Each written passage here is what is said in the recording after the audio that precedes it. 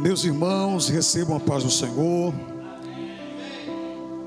Glória a Deus. Eu quero nesta noite deixar registrada a minha eterna gratidão por essa oportunidade tão honrosa que nos é concedida. Tributo a Deus toda a honra, toda a glória, todo louvor, toda adoração, porque dele, por ele e para ele são todas as coisas. Glória, pois, eternamente a ele, amém. Eu quero também estender a minha gratidão ao pastor presidente desse coeso ministério, pastor Gabriel Renan. Muito obrigado mais uma vez pelo convite, pela confiança que sempre o Senhor tem depositado no nosso ministério. Que Deus os abençoe de uma forma maravilhosa. Estivemos uns dias atrás aqui também ministrando na campanha da família, e foi uma bênção para a glória do Senhor. E é um privilégio, uma honra poder retornar a essa casa de oração e mais uma vez poder contribuir com a ministração da poderosa palavra de Deus. Feliz por ver a casa lotada de crente, né?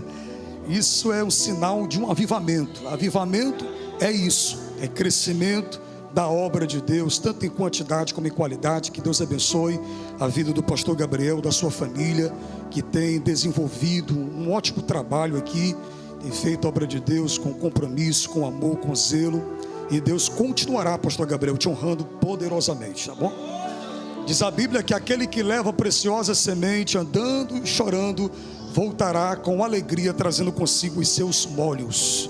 Aqueles que semeiam em lágrimas cegarão com alegria, e Deus vai continuar abençoando esta casa.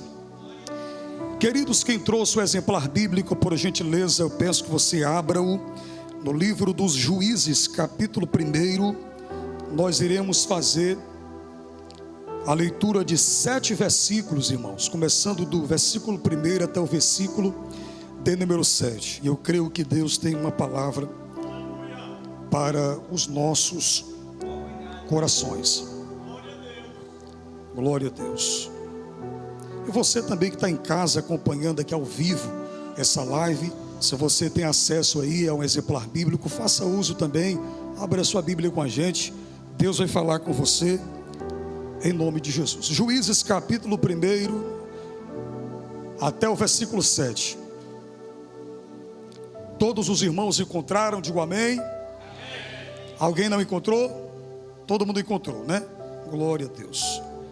Queridos, diz assim a palavra do Senhor: sucedeu depois da morte de Josué, que os filhos de Israel perguntaram ao Senhor, dizendo: quem dentre nós primeiro subirá aos cananeus para pelejar contra eles? E disse o Senhor: Judá subirá, e eis que lhe dei essa terra na sua mão. Então disse Judá a Simeão, seu irmão: sobe comigo a herdade que me caiu por sorte, e pelejemos contra os cananeus, e também contigo eu subirei a tua parte, que te caiu por sorte. E Simeão partiu com ele. E subiu Judá, e o Senhor lhe deu na sua mão os cananeus e os ferezeus, e feriram deles em Bezeque a 10.000 homens, e acharam Adoni-Bezeque em Bezeque, e pelejaram contra ele, e feriram os cananeus e aos ferezeus. Porém Adoni-Bezeque fugiu, e o seguiram, e o prenderam, e lhe cortaram os dedos polegares das mãos e dos pés. Então disse Adoni-Bezeque: 70 reis, com os dedos polegares das mãos e dos pés cortados, apanhavam as migalhas debaixo da minha mesa. Assim como eu fiz, assim Deus me pagou. E o trouxeram a Jerusalém, e morreu ali. E você pode, por gentileza, tomar o seu assento. Glória a Deus. Queridos e amados irmãos em Cristo Jesus, eu quero nesta noite, com a ajuda do Espírito Santo, compartilhar com vocês uma palavra que está fervendo dentro do meu coração, e eu preciso compartilhar com você essa palavra. Deus havia feito uma promessa a Abraão e aos seus descendentes, que lhe daria uma terra que manava leite e mel, uma terra fértil, uma terra próspera, uma terra bastante produtiva. E o mesmo Deus vai dizer para o patriarca Abraão que essa descendência que seria gerada nele passaria um tempo de aproximadamente 430 anos subjugados e escravizados na terra do Egito, mas que depois desse período Deus levantaria um libertador para arrebatar o povo do Egito e levá-los até a terra de Canaã, a terra que Deus havia prometido a Abraão, Isaque e Jacó. E todos nós conhecemos a história. A família de Jacó, aproximadamente 75 almas, descem para a terra de Gósen, no delta do rio Nilo, a convite do faraó, que José traz a sua família para lá. Anos se passam, muitos séculos se passam, e aquelas 75 almas que desceram na época de José, lá para a terra de Gósen, no Egito, agora são quase 3 milhões de hebreus. O faraó que se levantara de uma outra dinastia, que não conhecia a história de José, ou se conhecia, fez pouco caso da aliança que o faraó do tempo de José havia feito com ele e com a sua família.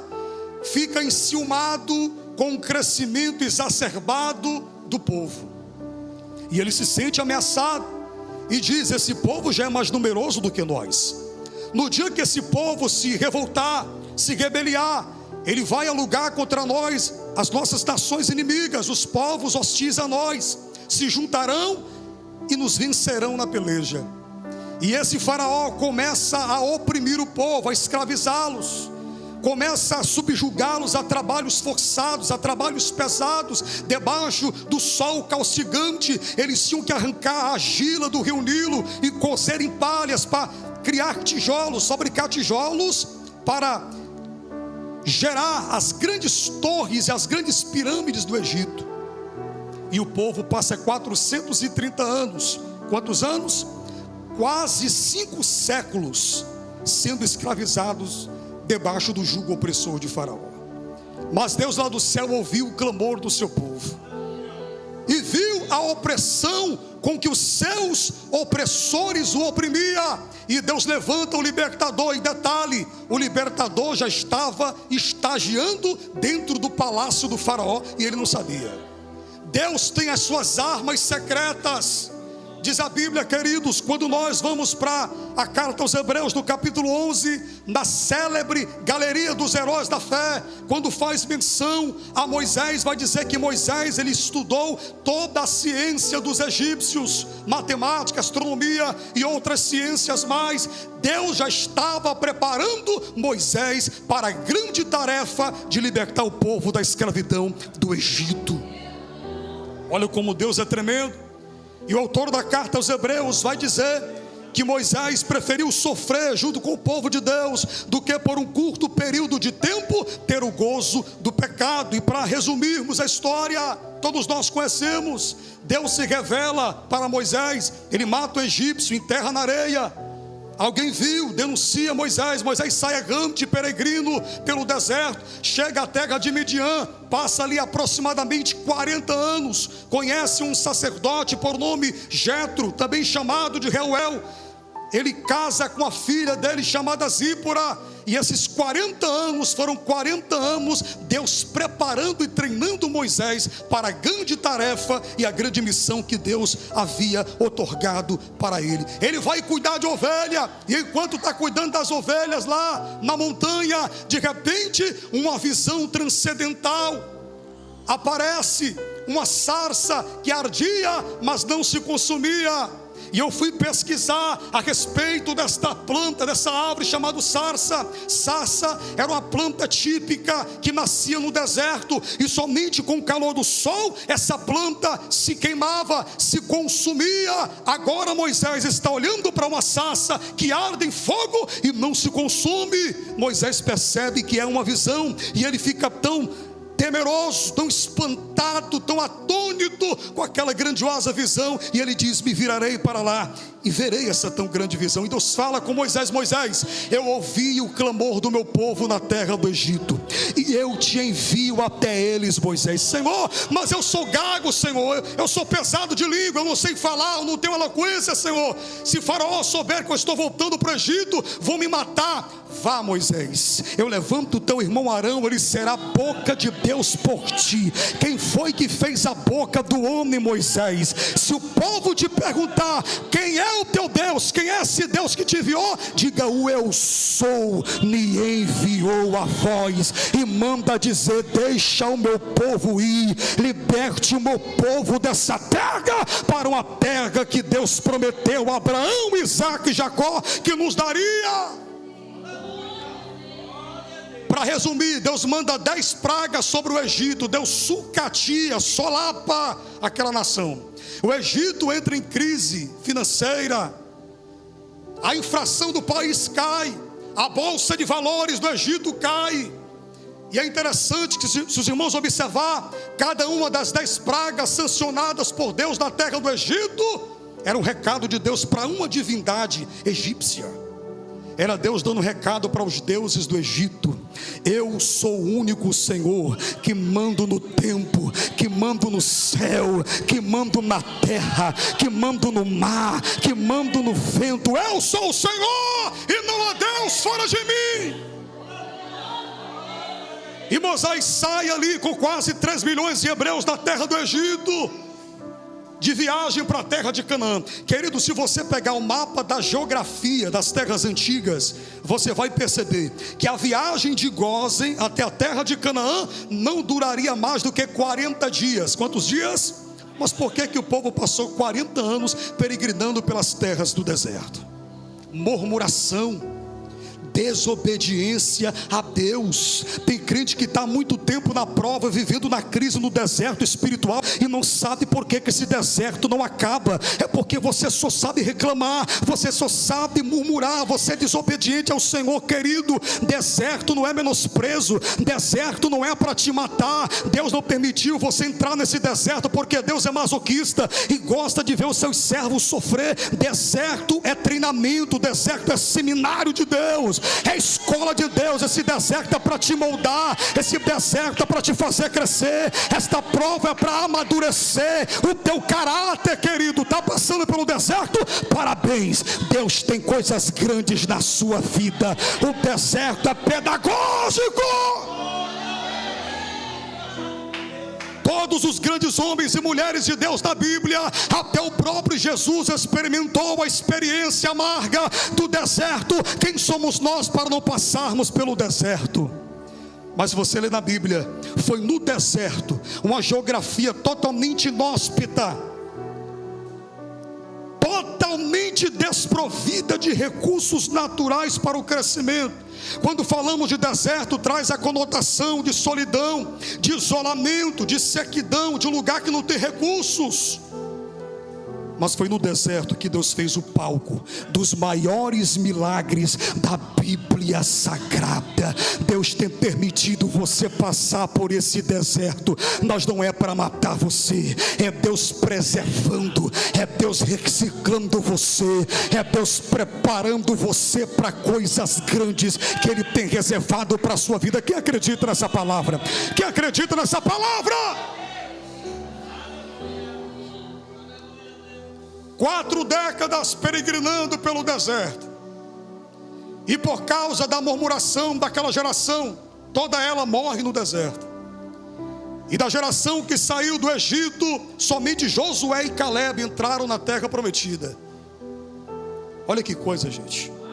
Nem Moisés, o grande legislador, o grande libertador, o homem que deu a cara para bater, que arriscou a própria vida para arrebatar aquele povo do Egito e levá-los à terra prometida, teve o privilégio e a honra de entrar na terra. Deus diz: Moisés, contempla de longe, porque você não vai entrar lá. Olha o drama, gente. A frustração de um líder que deu a vida pelos seus liderados, de um pastor que deu a vida pelas ovelhas, mas foi impossibilitado de alcançar a promessa. Moisés morreu. Quem sabia que Moisés morreu? O povo planteia a sua morte. 30 dias de luto. Deus precisa agora de um homem para substituir Moisés. E Moisés tem um servo chamado Josué. O seu nome era Oséias, mas se chamava de Josué, Salvador, salvação. Deus chega para Josué: Josué, agora é com você. Meu servo Moisés morreu. E Josué, se sentindo incapaz, pequeno, com complexo de inferioridade, diante da demanda, da missão de substituir nada mais, nada menos do que o grande legislador Moisés. As pernas tremiam, mas Senhor, o povo não vai me ouvir, o povo não vai me escutar. E Deus, como um psicólogo, vai tratar o complexo de inferioridade de Josué. E por 3 vezes Deus o anima, Deus o encoraja, Deus o motiva. Tem bom ânimo, Josué, te esforça, Josué, tem bom ânimo, te esforça, te levanta, porque assim como eu fui com Moisés, eu serei contigo. Agora, Josué, eu fico tentando imaginar, conjecturar um diálogo de Deus com Josué. Josué, eu vou te passar o segredo do sucesso de Moisés. Você quer saber por que Moisés teve sucesso durante 40 anos ali, liderando esse povo que só sabe reclamar, esse povo de raça ruim? Eu fico imaginando Josué todo curioso. Sim, Senhor, passa para mim, me conta, qual era o segredo de Moisés? Josué, o segredo de Moisés é que ele meditava no livro da lei, de dia e de noite. Medita nele, Josué, então farás prosperar os teus caminhos, e sabiamente te conduzirás, e vocês vão atravessar este Jordão, e tomar posse da terra que eu prometi a Abraão, Isaque e Jacó, porque eu sou um Deus que quando prometo, eu sou fiel e zeloso para fazer cumprir a minha palavra. Josué, te levanta! Te levanta, Josué! E Josué se levanta, irmãos, e Deus faz coisas tremendas para nós chegarmos aqui na mensagem. Deus abre o Jordão. Josué era um grande líder militar, um grande estrategista de guerra. Havia aprendido com Moisés a arte da guerra, e ele conquista Jericó, Ai e tantas outras nações. Ele conquista 32 nações. Quantas nações Josué conquistou? Ele era um hábil guerreiro. Só que chegamos no texto que a gente leu. Josué não nasceu para semente, morreu. E agora? O povo está sem um líder, o povo está sem uma liderança. Josué, de fato, havia conquistado 32 nações, mas os cananeus e os perezeus ainda habitavam a terra. E detalhe, o próprio Deus, pastor Gabriel Renan, permitiu que os cananeus permanecessem na terra para provar a fidelidade do povo a Deus. Era um teste, uma prova do próprio Deus. Vamos ver se esse povo vai permanecer fiel a mim ou não. Interessante, queridos, versículo 1. Os filhos de Israel agora se perguntam: quem dentre nós primeiro subirá para pelejar contra os cananeus e contra os ferezeus? Aí Deus manda do céu a resposta: Judá subirá. Aí os da tribo de Judá chamam os irmãos da tribo de Simeão e diz: vamos junto comigo para a gente conquistar a minha parte da herança. Depois eu vou se juntar contigo e vamos também conquistar a tua parte da herança. Vamos nos unir, vamos conquistar a nossa parte. E eles se uniram. E diz o texto, queridos, que eles subiram a fortaleza dos cananeus e dos perezeus, que era em Bezeque. Bezeque era uma grande fortaleza, uma grande cidade da época, uma cidade estratégica. E quando eles chegam ali, eles matam 10 mil homens. Quantos homens? 10 mil homens tombaram. E o rei dessa cidade se chamava Adoni-Bezeque. Repita comigo: Adoni-Bezeque. Mais alto: Adoni-Bezeque.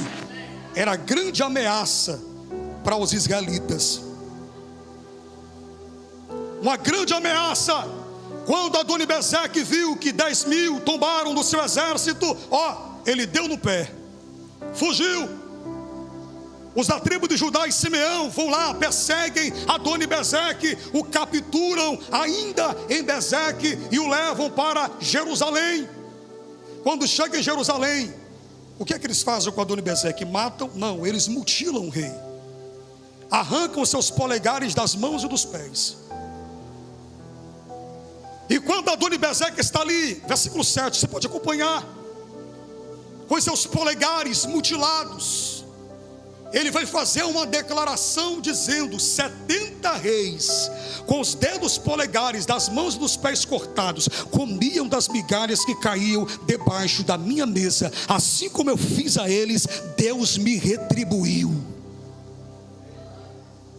Para você entender, para você se localizar na mensagem, Adoni-Bezeque era um grande estrategista de guerra. Era um rei tirano, truculento, sanguinário, megalomaníaco. Só do nome de Adoni-Bezeque ser citado, todas as demais nações e reinos tremiam na base. Ele era temido. Olha o currículo do camarada apóstolo Gabriel. Havia vencido 70 reis. 70 reis ele havia vencido. E ele tinha uma tática de tortura, que era a marca registrada dele. Quando ele vencia o exército, ele capturava o rei e mutilava-o.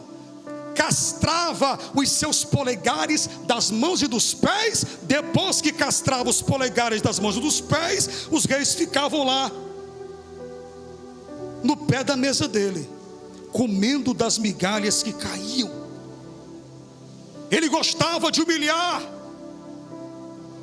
Ele gostava de ver os seus inimigos na lama, no chão, derrotados.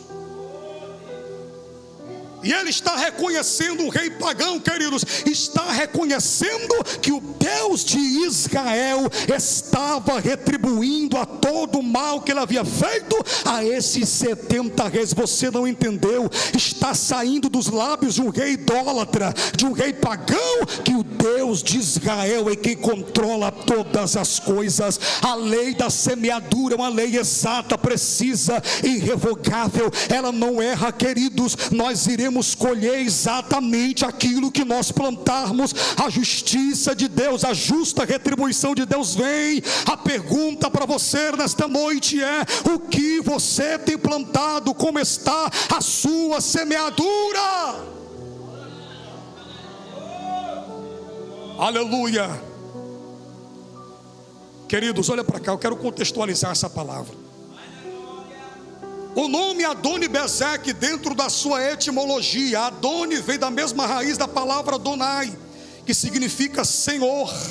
E Bezeque faz referência à fortaleza de Bezeque, ou Bazaque, que significa estratégia, brecha. O significado daquele homem significava Senhor das estratégias, ou Senhor das brechas. Outro detalhe importante para nós entendermos é que não era o nome do rei. Adoni-Bezeque era um título que era dado ao rei dos cananeus. O nome de Adoni-Bezeque era uma veneração, uma atribuição de adoração a um deus pagão adorado entre os cananeus, chamado Baal, o deus dos relâmpagos, dos trovões e das tempestades. Perceba comigo, queridos, terrível esse homem, amante da tortura, mal, trazendo para os nossos dias. Adoni-Bezeque é a representação de Satanás. Quando Adoni-Bezeque capturava o rei e o castrava os polegares das mãos, ele estava tornando esse rei inapto para a guerra. Quando Adoni-Bezeque castrava o polegar da mão dos reis, ele estava humilhando esse rei. Nunca mais que esse rei teria habilidade para empunhar uma espada para guerrear. É isso que o Satanás quer fazer. É isso que o diabo quer fazer com essa geração. Quer nos desarmar, quer tirar de nós a sede de estudar a palavra, a sede de examinar todos os dias as Escrituras. E o apóstolo Paulo vai dizer que uma das características, uma das qualidades do obreiro aprovado é aquele que maneja bem a palavra da verdade. Vivemos uma geração, pastor Gabriel, que não tem mais prazer, fome pela palavra de Deus. A Bíblia está lá na estante, aberta no Salmo 91, cheia de poeira, irmãos, cheia de casa de aranha. E ele não pega na Bíblia para ler, para examinar as Escrituras. Ele passa a noite nos Instagrams da vida, assistindo futilidades, uma série da Netflix, mas não consegue passar uma hora debruçado sobre as Escrituras, se alimentando da palavra de Deus. É o Adoni-Bezek que cortou seu polegar, tirou de você a sua agilidade, a sua fome, o seu prazer pelas coisas espirituais. Segundo lugar, você sabia que o dedo polegar é o dedo da força? Sem o polegar das mãos você não consegue ter a força que tem. Ele é o dedo que apoia. É o principal dedo das mãos, é o polegar. É isso que o Adoni-Bezek dessa geração quer fazer. É isso que o diabo tem feito com muitos cristãos. Tem tirado a sua força, a força que você tinha para caminhar, para vir para a igreja, a força que você tinha para levantar de madrugada para orar, a força que você tinha para vir para o círculo de oração, a força que você tinha para no domingo à tarde pegar a Bíblia, encher de folheto, evangelizar, pregar, ganhar almas para o reino de Deus. A força que você tinha de vir para a igreja, você não tem mais. O Adoni-Bezek cortou o seu polegar. Você perdeu a força. Você chega no culto como esse, a unção de Deus está notória nesse lugar, a palavra está sendo pregada e você não consegue sentir nada. Você não consegue absorver nada. O Adoni-Bezek cortou o seu polegar. Você perdeu a força. Você perdeu o fogo do primeiro amor que queimava dentro do teu peito. Você era o primeiro a chegar na igreja. Hoje você chega atrasado na hora do amém. Você não tem mais desejo de congregar. Você perdeu a sua força. O dedo polegar das mãos, eu não costumo fazer isso, mas eu vou fazer. Não é mecanismo de pregador, é interatividade de fé. Faça isso, por gentileza. Levanta assim o seu polegar para cima, por gentileza. Levante o seu polegar para cima. Traga ele para perto dos seus olhos. O que é que você está vendo aí? Pode dizer, irmãos. Impressão? Impressão digital. O que significa impressão digital? Identidade. É isso que Adoni-Bezek, Satanás, quer tirar da igreja. A sua identidade. Hoje você não sabe mais distinguir, discernir quem é crente e quem não é. Está tudo do mesmo jeito, irmão. Está tudo do mesmo jeito. Você é crente hoje, virou moda. Você pergunta para um funkeiro, você é o quê? Eu sou evangélico, frequento a igreja. Você pergunta para um artista, você é o quê? Sou evangélico, eu frequento a igreja. Mas está tudo errado. Crentes que aqui dentro da igreja louva, salta, se alegra, chora, fala em línguas estranhas, mas quando chega em casa é ouvindo músicas pornográficas. O celular é cheio de músicas mundanas. Você está entendendo, irmão? Não, aqui na igreja parece um anjo, querubim. Só falta as asas e a aurélia em cima da cabeça, irmãos. E se o arrebatamento acontecer agora, o primeiro a subir é ele. Mas quando chega no trabalho, está nas rodinhas de conversinhas pornográficas, assistindo filme adulto. Eu vou entregar tudo aqui hoje, pastor Gabriel. O apóstolo Paulo vai dizer: que comunhão tem a luz com as trevas? Que comunhão tem Deus com Belial? Que comunhão tem o santo com o profano? Você não pode se alimentar da mesa de Deus e se alimentar da mesa dos demônios. Ou você serve a Deus ou você serve a Satanás. Você precisa escolher. Jesus disse: ninguém pode servir a dois senhores, adorará um ou aborrecerá o outro. Queridos, você precisa sair de cima do muro. No reino de Deus não existe meio termo. Sai dessa posição indefinida, queridos. Decida servir a Deus nessa noite. Não, pregador, mas não tem nada a ver. Não, pregador, não tem problema, pregador. O inferno está cheio de pessoas que diziam que não tem nada a ver. Cheio de pessoas que diziam: não, isso não vale nada não. Isso é coisa desses crentes radicais, extremistas. Isso não vale nada não. O que é que tem eu ter 2, 3, 4 mulheres? O que é que tem eu ter um monte de mulher? Salomão não teve 700 mulheres e 300 concubinas. O que é que eu não posso ter um monte de mulher também? Porque foge da regra que Deus estabeleceu para a família. É macho e fêmea. Deixará o homem seu pai e sua mãe e se unirá à sua mulher, e serão ambos uma só carne. O costume de casamentos múltiplos, a poligamia, ela é tolerada por Deus, mas nunca foi aprovada por Deus. O padrão é esse: um homem para uma mulher e uma mulher para um homem. Você precisa assumir a sua identidade. Mas infelizmente muitos cristãos perderam a sua identidade, estão flertando com o mundo, pastor Gabriel. São imparciais.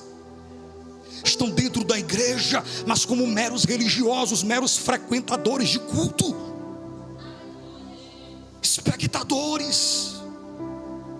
Mas a vida continua do mesmo jeito. Os pecados de estimação, continua sendo mentiroso, continua baixando sexo sem fundo, continua comprando e não pagando, continua traindo a esposa, continua roubando. Querido, você precisa nessa noite tomar uma decisão. Jesus quer restaurar a sua vida. Nesta noite Deus me trouxe aqui como boca de Deus para liberar esta palavra. Talvez não era a pregação que você queria ouvir, mas tenho uma plena certeza que era a mensagem que você precisa e deve ouvir de Deus nesta noite. Deus está nos chamando para o particular. Deus está nos confrontando nessa noite. E quem é o pai que não ama o filho, que não o corrija? Deus está dizendo para você: você precisa sair de cima do muro. Sai de cima do muro. Você lembra de Sansão? Homem forte, cheio do Espírito Santo. Camarada venceu o leão, o rei da selva. Uma força tremenda que o Espírito Santo lhe dava. Mas bastou a Dalila fazer um carinho nele, acabou-se a força do homem. Você lembra de Davi, o homem segundo o coração de Deus, o maior rei da história de Israel, salmista, poeta, adorador. Deixou de ir para a guerra, que era o costume dos reis da primavera, ir para a guerra, para ficar em casa passeando na sacada do palácio. E tem um ditado que diz: mente vazia, oficina de quem? Do diabo. Ele fica lá com a mente vazia. Aí o Adoni-Bezeque, o senhor das estratégias, o senhor das brechas, preparou a brecha para ele. Colocou uma mulher bonita tomando banho na frente dele. Aí o poder subiu para a cabeça: eu sou rei, eu tenho poder para ter o que eu quiser. Então se eu quiser ter essa mulher para mim, eu tenho. E todos conhecemos a história. Um duplo pecado. Ele premedita a morte do esposo da mulher. Ele já premedita tudo, ele arquiteta tudo, queridos. Olha o que é que o pecado faz. Premeditou a morte do esposo da mulher, que era um soldado seu, da sua maior confiança, fazia parte do seu grupo seleto chamado os 30 valentes de Davi, e adultera com a mulher. Só que ele achou que dava para esconder de Deus o pecado. Aí Deus manda o profeta lá no endereço do rei, porque o profeta não tem medo de entregar recado. Pode ser para o presidente, ele vai lá entregar o recado. E o profeta diz: a espada do Senhor não se apartará da tua casa. E depois dali foi só tragédia. O filho tenta dar golpe de estado no próprio pai, deita com as concubinas do próprio pai, à luz do sol. Terrível. O irmão matou outro irmão. Só desgraça por causa do pecado. Não brinque com o pecado. O pecado é nocivo. O pecado destrói. Quantas famílias, quantos casamentos destruídos dentro das igrejas, vivendo só de aparência, vivendo só com uma máscara. Na frente das pessoas demonstra felicidade, demonstra ser um casal feliz, mas dentro de casa a coitada da mulher vive em depressão, porque o camarada espanca ela, maltrata a esposa. Se ela pudesse gritar por socorro, gritaria. O Adoni-Bezeque visitou sua casa, mas eu creio que hoje Deus vai restaurar as famílias que estão presentes nesse lugar. Mas eu vejo também, pastor Gabriel, na Bíblia, exemplos de homens que não perderam a sua identidade, mesmo debaixo de pressão. Daniel na Babilônia foi levado para dentro de uma terra pagã. Babilônia é considerada pela maioria dos historiadores como a fossa do pecado. Tudo que era desgraça, se imaginar de pecado, Babilônia. A representação do mal, do pecado. Chega lá, 3 meses de experiência. A comida, gastronomia, manjar do rei e o vinho era uma comida sacrificada aos ídolos, aos deuses adorados em Babilônia. E Daniel, desde pequeno, aprendeu com seus pais que ele deveria adorar e obedecer os mandamentos do seu Deus. Você lembra lá no capítulo 2, Daniel vai dizer assim, o Deus dos meus pais. Ele havia sido ensinado e não negociou os seus princípios e valores morais e espirituais. Mas Daniel, tu é doido, Daniel? É só comer, é só provar, é só se inclinar, não precisa inclinar o coração. Daniel disse, eu não vou me contaminar. Eu não vou comer o manjar do rei e nem o vinho que ele bebe. Eu prefiro permanecer fiel. Eu prefiro permanecer íntegro diante do meu Deus, com a minha consciência limpa. Eu não negocio o meu chamado. Eu não negocio a minha fé. E diz a Bíblia que Daniel e seus 3 amigos acharam graça diante dos olhos do chefe dos eunucos. E passou-se o tempo da experiência. Quando o rei observou, Daniel e seus 3 amigos estavam mais nutridos e robustos do que todos aqueles que comiam o manjar do rei e bebiam do vinho dele. Obediência. Não venda a sua fé. Não negocie a sua identidade. Não tenha vergonha de você se identificar como cristão lá no seu trabalho, na sua escola, na sua faculdade. Se alguém te indagar, você é cristão? Diga, eu sou crente pentecostal, cheio do Espírito Santo. E se você quiser também se tornar um crente cheio como eu, vamos lá, vamos para a igreja. Paulo disse, eu não me envergonho do evangelho, porque ele é poder de Deus para transformar todo aquele que crê. Aprove a Deus salvar os crentes pela loucura da pregação. E se isso é loucura, eu quero morrer sem cura. Cadê os pentecostais aqui nessa noite? Cadê aqueles que não vão negociar com o mundo? Cadê? Cadê aquela geração que diz não para o pecado, que diz não para o sistema de Babilônia, que diz não para as tentações, que diz não para o pecado? Cadê? Diga não, ainda que custe a sua vida, ainda que custe a sua cabeça, diga não para o pecado. O apóstolo Paulo vai dizer na sua carta aos Romanos capítulo 12 e versículo 2: não vos conformeis com este mundo, mas transformai-vos pela renovação do vosso entendimento, para que experimenteis qual seja a boa, perfeita e agradável vontade de Deus. Primeira epístola de João capítulo 2 versículo 15 vai dizer: e não ameis o mundo e nem as coisas que no mundo há. Se alguém ama o mundo, o amor do Pai não está nele. Porque tudo que há no mundo é a concupiscência da carne, a concupiscência da vida, é as soberbas dos olhos, e isso não vem de Deus, isso vem do mundo. O mundo passa, é sua concupiscência, mas aquele que faz a vontade de Deus permanece para sempre. Tiago capítulo 4 vai dizer: adúlteros e adúlteras adúlteras, não sabeis vós que a amizade com o mundo é inimizade contra Deus? Portanto, todo aquele que se constitui amigo do mundo se torna inimigo de Deus. E Jesus, lá em João capítulo 17, na oração sacerdotal, ele vai dizer: Pai, guarda-os deste mundo. É por isso que o mundo vos persegue e vos odeia, porque vocês não são daqui. Diga não. O pecado está batendo na sua porta, dizendo: deixa de ser besta, rapaz. Ser crente é coisa para velho. Ser crente é coisa para quem já viveu, para pessoas retrógradas. Sai desse negócio, vamos curtir a vida. Tu é novo, vamos para o baile funk, vamos cheirar ali a farinha. Sai dessa vida, vamos para a droga, vamos curtir. Tem umas minas ali, vamos lá. Diga não. Eu não preciso do pecado.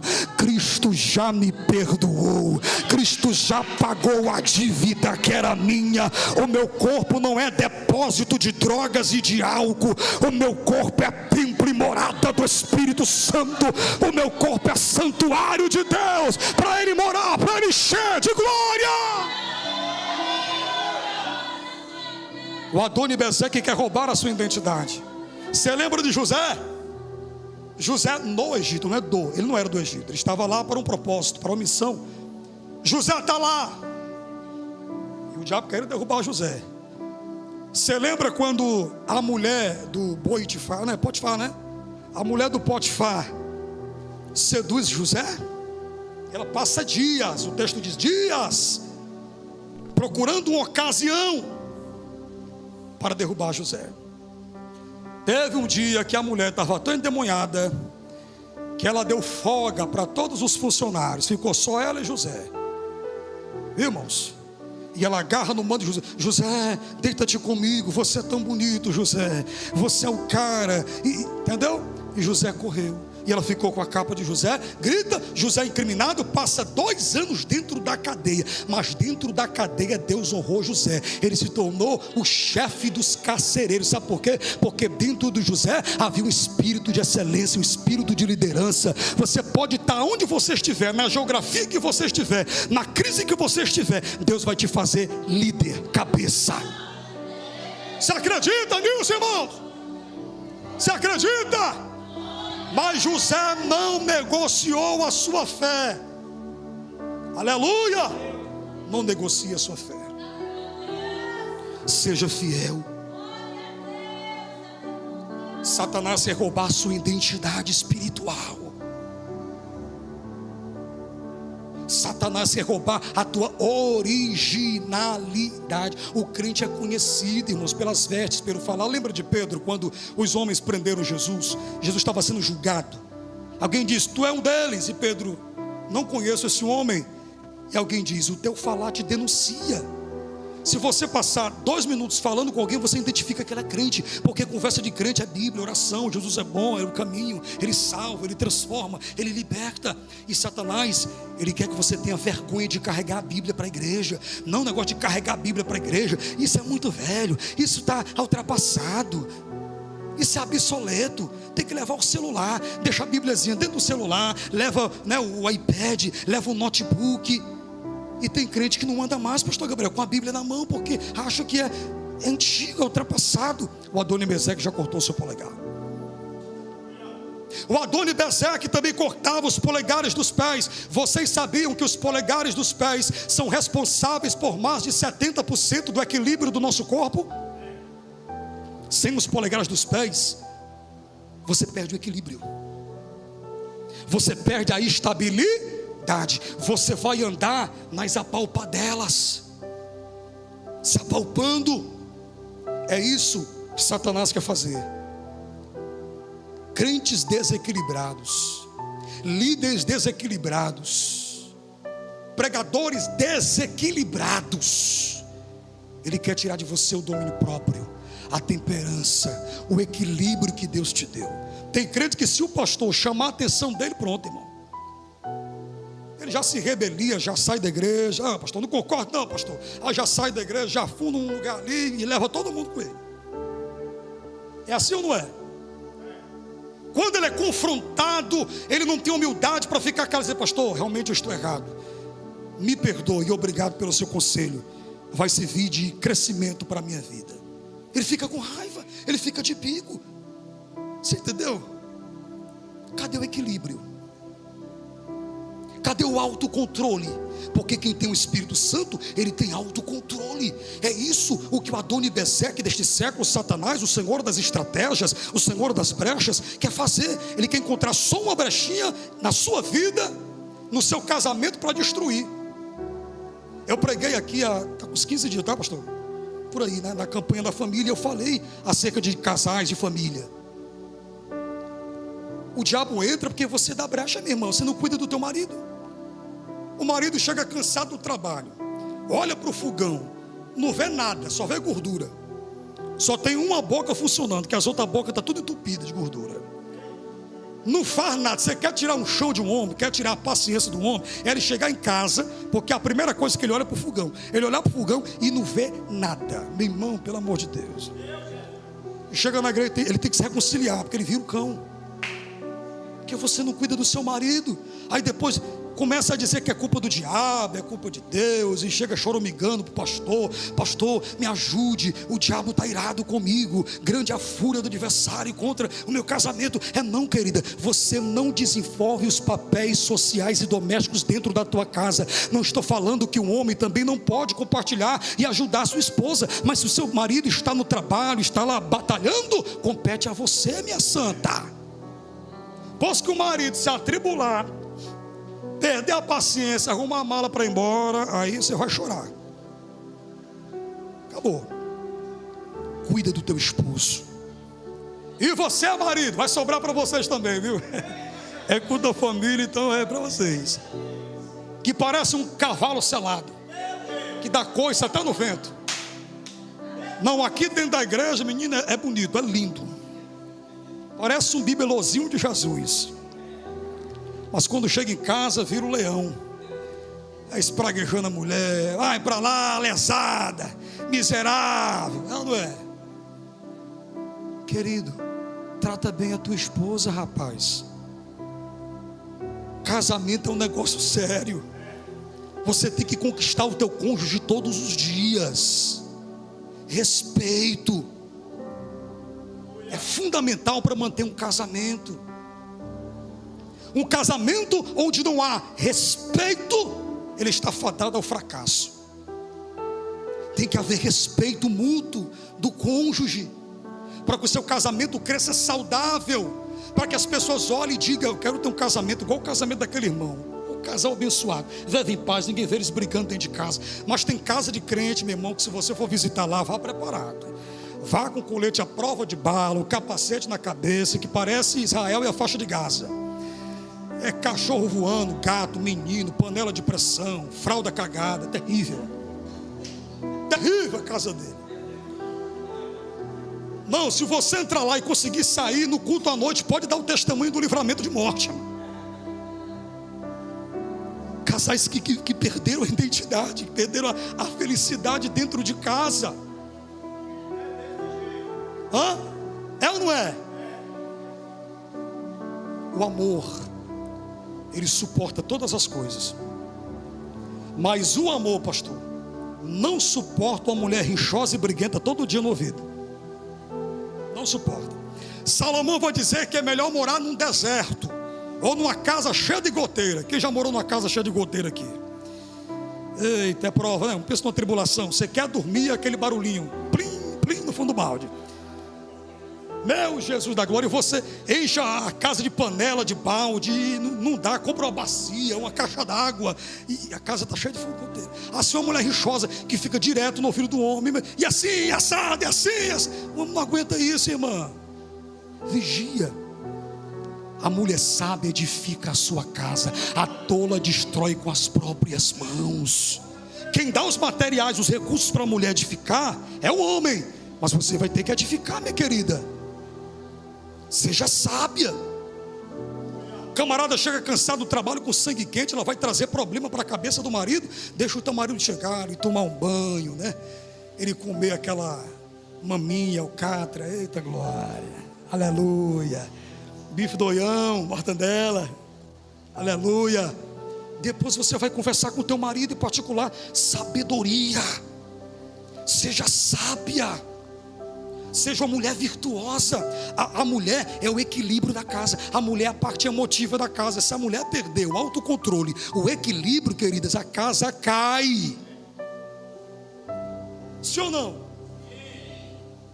Então não permita que o Adoni-Bezeque visite teu endereço, o teu casamento.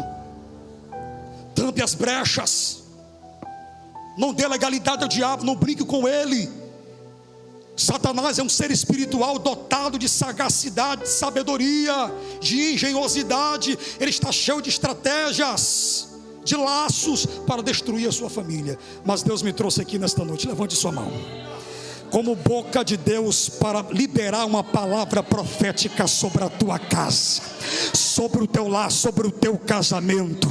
Hoje nós vamos matar esse Adoni-Bezeque. Adoni-Bezeque, você não pode castrar ele, não pode mutilar e deixar vivo. Você tem que matar o pecado de estimação que quer te dominar. Você tem que cortar pela raiz, querido.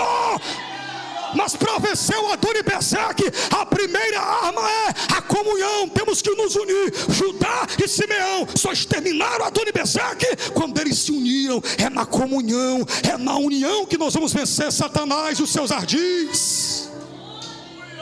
É na oração, é na leitura da palavra que nós vamos vencer esse Adoni-Bezeque. O Adoni-Bezeque quer roubar de você a sua chamada, o seu ministério. Vocês sabiam, conforme Levítico capítulo 24, versículo 19, que todos aqueles que faziam parte da tribo de Levi eram escolhidos para ministrar o ofício sacerdotal no tabernáculo. Só que para eles se tornarem sacerdotes, eles estudavam, havia alguns requisitos. Não poderiam ser mutilados, não poderia ter orelha cortada, não poderia faltar um dedo, tinham que ser perfeitos, sem mutilação.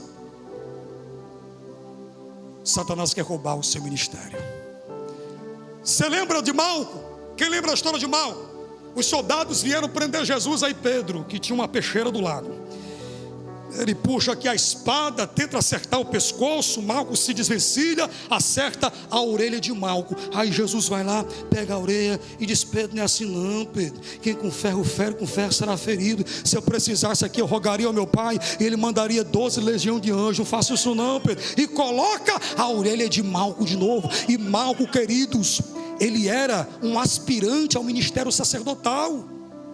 Ele estava estagiando para ser um sacerdote, para servir a Deus. Só que de orelha mutilada. Agora, o seu ministério está acabado, roubado. Mas Jesus foi lá e restaurou a orelha dele de novo, restaurou a chamada, restaurou o ministério, a vocação novamente. Eu quero nesta noite profetizar para você que quem sabe está mutilado. Satanás, que é o Adoni-Bezeque, quer destruir o teu chamado, quer destruir o teu ministério, quer denegrir o teu nome, quer lançar o teu nome na lama. Eu quero ministrar nesta noite em nome de Jesus. Ele vai restaurar a chamada na sua vida, Ele vai restaurar o teu ministério de novo. A unção que você perdeu, Ele vai te devolver. A alegria da salvação, aquele vigor, aquele fogo do primeiro amor que você perdeu, Jesus vai restaurar a sua vida. Quem acredita? Eu estou profetizando, irmão. Eu estou liberando a palavra profética para a sua vida. Jesus vai restaurar o teu chamado de novo. O Adoni-Bezeque não vai destruir o projeto de Deus para a tua vida. Quem acredita aí? Quem acredita? Quem acredita? Quem acredita? O Adoni-Bezeque quer roubar de você. Aleluia. O Adoni-Bezeque quer roubar de você a sua caminhada. Você sabia disso, irmão? Sem os polegares dos pés você não consegue andar, você não consegue caminhar. É por isso que tem crente que começou a vir para a igreja, uma bênção, depois sumiu, e o pastor não sabe onde é que ele está. Você já viu aqueles crentes que vêm uma, duas vezes e não vem mais? O crente turista. Pastor, cadê aquele irmãozinho? Não sei. O Adoni-Bezeque cortou o polegar. Ele não tem mais prazer de caminhar para a igreja. Ele agora disse que é crente online, é desigrejado, que não precisa de pastor, que não precisa de igreja, que não precisa ir estar no culto. Ele é crente dentro de casa. O membro não tem vida fora do corpo. Quem foi que já viu uma mão andando sozinha pelas ruas aí? Fora o filme da família Ada. Quem já viu uma perna andando sozinha por aí? Você já viu? Um membro só tem vida quando ele está no corpo. Se eu perder um desses membros aqui, pode enterrar, não presta mais. Você está entendendo essa palavra? Fique de pé, com a autorização do pastor. Fique de pé todos. Essa mensagem é uma mensagem simples para você. Eu vou falar uma verdade aqui, queridos, para vocês.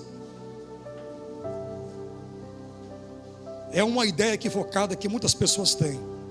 E essa ideia pode ser mal interpretada.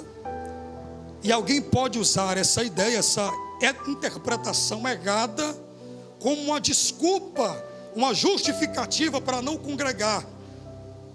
Tem gente que diz assim, ó, eu sou a igreja. Então se eu sou a igreja, eu não preciso ir para o templo. Não preciso de nada disso, eu posso ser crente na minha casa. Você não é a igreja. Você não é a igreja. Eu não sou a igreja. Eu sou membro do corpo de Cristo. A igreja é um todo.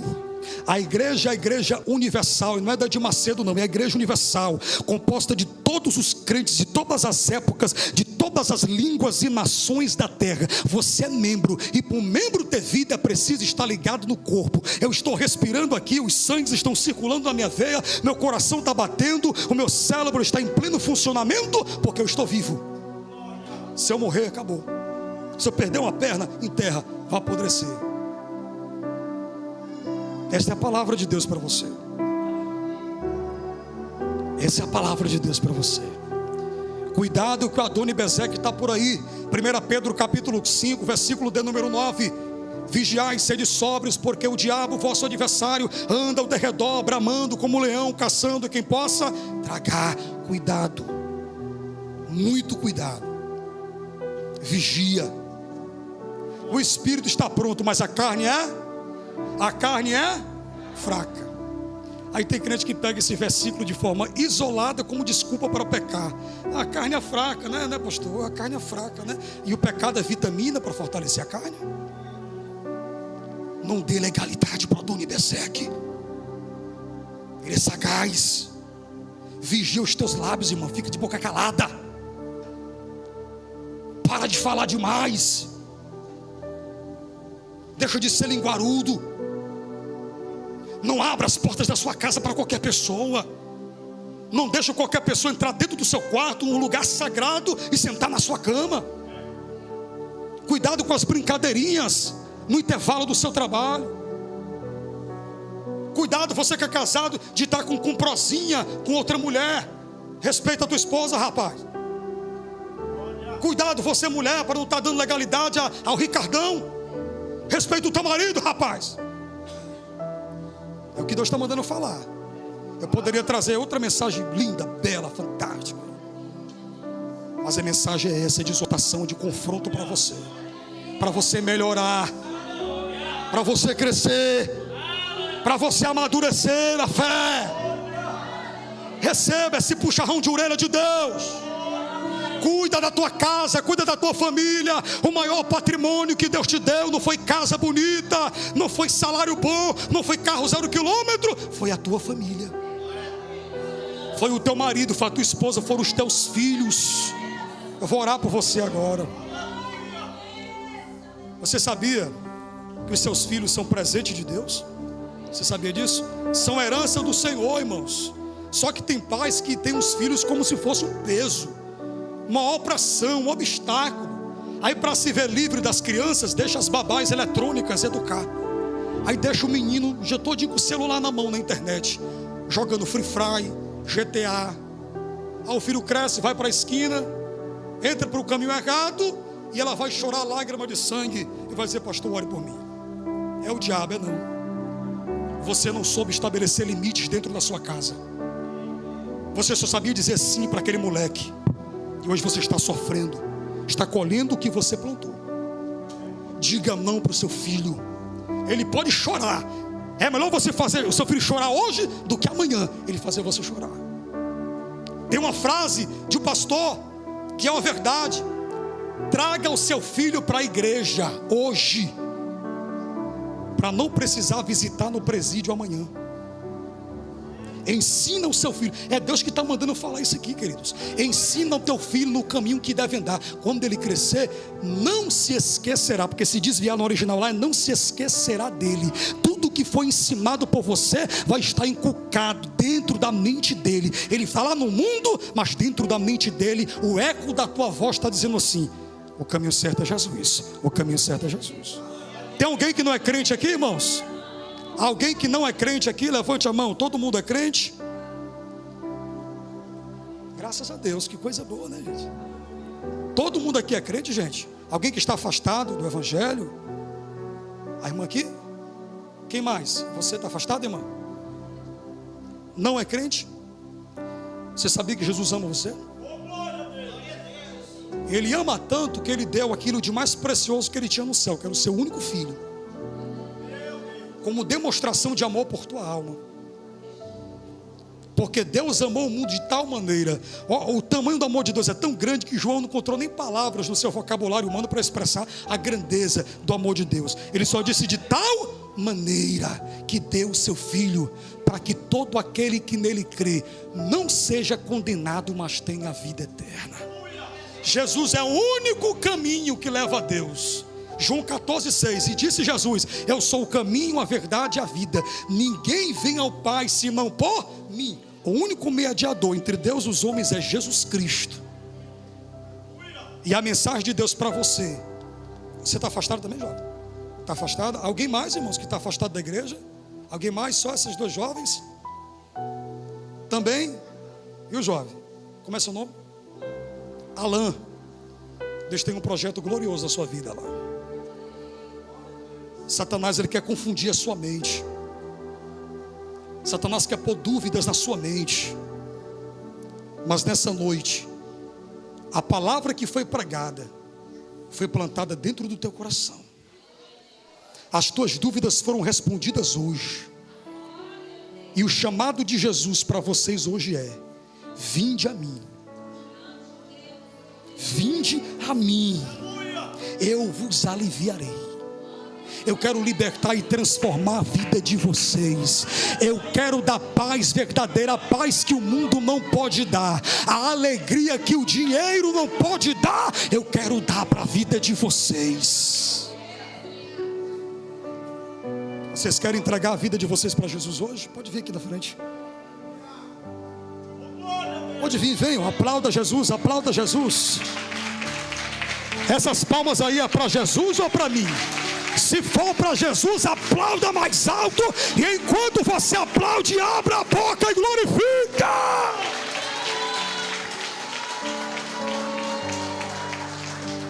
Vamos para cá, vamos para cá. Oh, glória. Está aqui o Alan. Como é o nome? O Davi. Rapaz, que Ravi, né? Olha aí, coisa bem abençoada. E você é a Jamile. Fica aqui, ó. Fica aqui, que tem mais almas. Alguém mais? Pode vir, irmãos. Pode vir. Vem. Pode vir, o pastor Gabriel vai orar por vocês. Aplauda Jesus. Glorifique a Ele, exalte a Ele, tribute a Deus toda honra, toda glória, toda adoração. Aleluia! Isso aqui é o maior milagre que existe, ó. O maior milagre que existe não é um morto de 4 dias ressuscitar. O maior milagre que existe não é o paralítico andar, o cego ver, o surdo enxergar e o mudo falar. É um pecador se arrepender dos seus pecados e entregar a vida para Jesus. Você lembra quando Jesus envia 70 discípulos para o mundo para pregar? Você lembra? Depois de alguns dias eles voltam tudo alegre, eufórico. Senhor, no teu nome os demônios saem, no teu nome a gente curou os doentes. Aí Jesus vai dar uma advertência a eles: alegrai-vos não pelo fato dos demônios não vos submeterem, não pelo fato dos doentes serem curados no meu nome, mas alegrai-vos porque o nome de vocês está escrito no livro da vida. Pode vir, Pode vir, venha mais pessoas, venhamos para cá, querido. Venhamos para cá. Venhamos para perto aqui.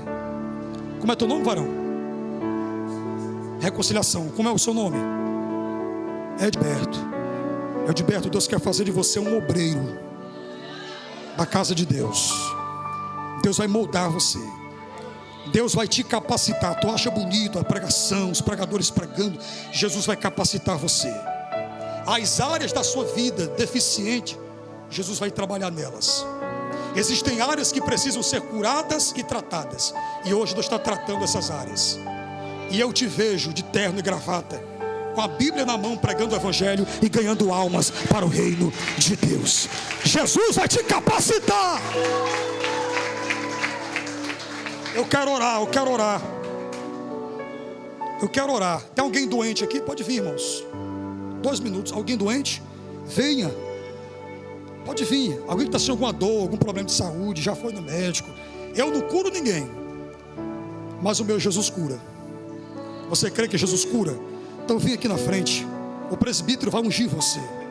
Você vai receber o milagre de estar todo mundo saudável, graças a Deus. Então venha, minha irmã, venha nessa noite. Aleluia. Eita glória. Ninguém vai para o UPA esses dias. Você está no hospital espiritual. Pode vir, venha mais, não tem medo não. Pode vir, venha. Pastor Gabriel vai orar. Venha, pode vir, irmãos, pode vir, venha. Aleluia. Você que está em casa também, que está enfermo, está doente, creia. Jesus vai curar você aí na sua casa também. Vai curar o teu parente que está internado lá no hospital. O médico já deu o diagnóstico, não tem mais jeito. Usamos todos os recursos que a medicina pode ter, não tem mais jeito para você. A oração feita por um justo, ela pode muito em seus efeitos. Jesus vai curar o teu parente que está lá no hospital. Você acredita? Glorifique ao nome de Jesus. Queridos, que Deus abençoe. Eu agradeço mais uma vez a honrosa oportunidade. Que Deus abençoe, pastor Gabriel. Está orando pela vida aqui do Alan, né?